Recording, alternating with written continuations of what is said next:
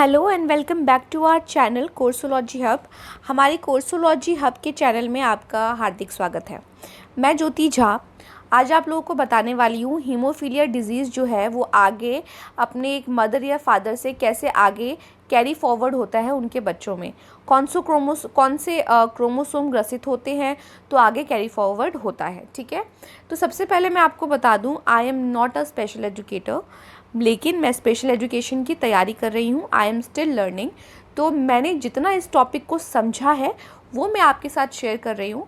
तो आपको समझाने की कोशिश करूँगी कि कैसे हीमोफीलिया का डिज़ीज़ जो है वो मदर या फादर से आगे कैरी फॉरवर्ड होता है उनके बच्चों में। तो सबसे पहले हम दो सिनेरियो इसके अंदर होता है। ठीक है, एक सिनेरियो है जिसके अंदर हमारा जो मेल है वो स्वस्थ है, तो जो मेल है उसको हम रिप्रेजेंट करेंगे एम से, और हमारी जो फीमेल है उसको हम रिप्रेजेंट करेंगे एफ से। एम मतलब मेल, एफ मतलब फीमेल। ठीक है, जो हमारी एफ है, फीमेल है, वो हीमोफीलिया से ग्रसित है इस सिनेरियो में। ठीक है, इसके नीचे रेड निशान लगा दिया मैंने कि ये हीमोफीलिया से ग्रसित है। अब हम बात करें कि मेल में कौन से क्रोमोसोम होते हैं, तो ये बहुत ही नॉर्मल सा क्वेश्चन है कि मेल में क्रोमोसोम होते हैं एक्स एंड वाई, राइट, और फीमेल में कौन से क्रोमोसोम होते हैं एक्स एंड एक्स। ठीक है, ये दो क्रोमोसोम होते हैं।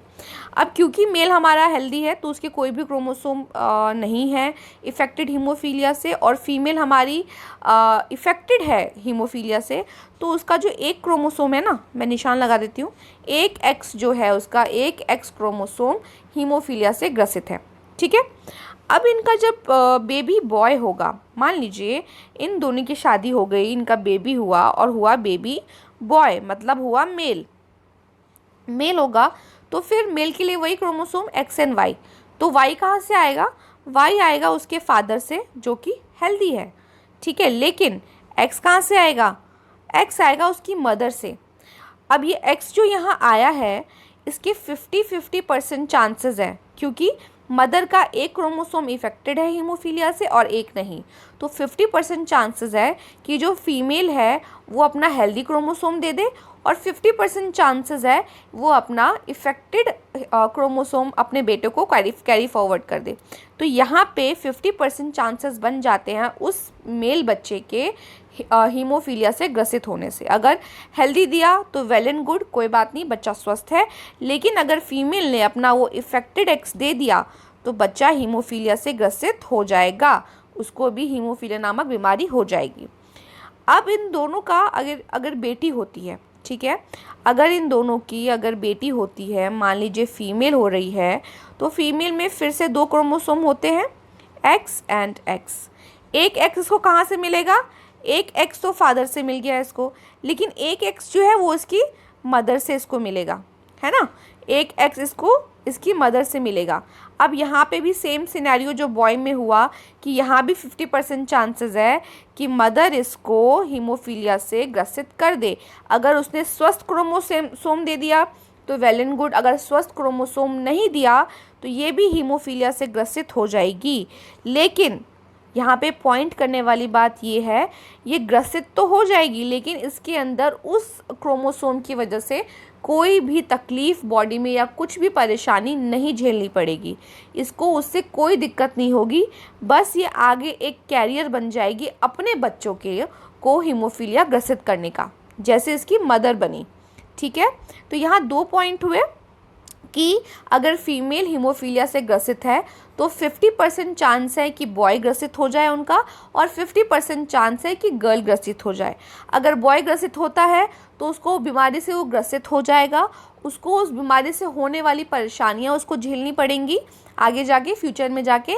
लेकिन अगर गर्ल ग्रसित हो जाती है तो आगे कैरी फॉरवर्ड कर देगी वो अपने बच्चों को, जैसा कि उसकी मदर ने किया। ठीक है, लेकिन उसको उस क्रोमोसोम या उस बीमारी की वजह से कोई भी प्रॉब्लम नहीं होगी।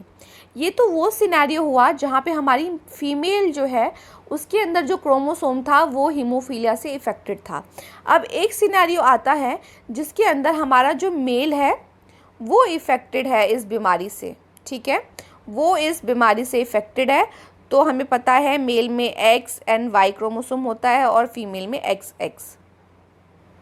ठीक है, फीमेल में XX। हाँ, तो फीमेल में XX, क्योंकि मेल हमारा इफ़ेक्टेड है हीमोफीलिया से, राइट। मैंने इसके नीचे लाल निशान लगा दिया, क्योंकि मेल हमारा इफ़ेक्टेड है हीमोफीलिया से, तो उसका जो ये X क्रोमोसोम है जो अपनी मदर से लेके आया है वो इफ़ेक्टेड होगा उसके अंदर हीमोफीलिया से, ठीक है। तो एक बात यहाँ पे पॉइंट करने वाली बात ये है, क्योंकि फीमेल ही कैरी फॉरवर्ड कर रही है, ठीक है, तो इसीलिए X क्रोमोसोम ही एक रीज़न बनता है हीमोफीलिया को कैरी फॉरवर्ड करने के लिए। मतलब X क्रोमोसोम जो है वो ही इफ़ेक्टेड होता है हीमोफीलिया से, Y क्रोमोसोम कभी भी इफ़ेक्टेड नहीं होता, ठीक है। तो यहाँ पे X क्रोमोसोम इफ़ेक्टेड है मेल का और फीमेल हमारी बिल्कुल स्वस्थ है। अब यहाँ पे ये सिनेरियो होता है कि इन दोनों का अगर मेल बच्चा होता है, बेबी जो बॉय होता है, ठीक है, मेल अगर इनका मेल बेबी हो रहा है तो फिर से X और Y चाहिए इसको, तो X तो ये अपनी मदर से ले आएगा, लेकिन जो Y चाहिए वो अपने फादर से लेगा, ठीक है। ये Y और अपने फादर से लिया इसने, ठीक है, Y। अब क्योंकि X जो मदर से लिया और मदर के दोनों X स्वस्थ थे तो ठीक है भाई, और Y फादर से लिया और Y फादर का स्वस्थ था, तो इसीलिए ये इनका जो मेल बच्चा है वो हीमोफीलिया से ग्रसित बिल्कुल भी नहीं होगा। इसके 0% चांस है कि वो हीमोफीलिया से ग्रसित हो, ठीक है। अगर किसी मेल को हीमोफीलिया होता है तो वो फीमेल्स, अगर किसी मेल को हीमोफीलिया होता है और उनका बेबी बॉय होता है तो वो हीमोफीलिया से ग्रसित बिल्कुल भी नहीं होगा, ठीक है। अब हम बात करते हैं इस मेल और फीमेल का। अगर बेबी गर्ल होती है तो मतलब फीमेल बच्चा होता है तो क्या होता है, फीमेल बच्चे में उसने अपना एक X तो अपनी मदर से ले लिया, मतलब फीमेल से ले लिया, और एक X जो लेने वाली है अपने फादर से, वो तो हीमोफीलिया से ग्रसित है ना भाई। ये देखिए, ये तो ग्रसित है हीमोफीलिया से, स्वस्थ तो नहीं है। तो इसीलिए ये 100% चांस है कि इस बच्ची के पास जो दूसरा X आने वाला है फादर की तरफ से वो हीमोफीलिया से ग्रसित होगा। तो यहाँ पे 100% चांस है कि उनकी जो बेबी गर्ल होने वाली है वो हीमोफीलिया से ग्रसित होगी।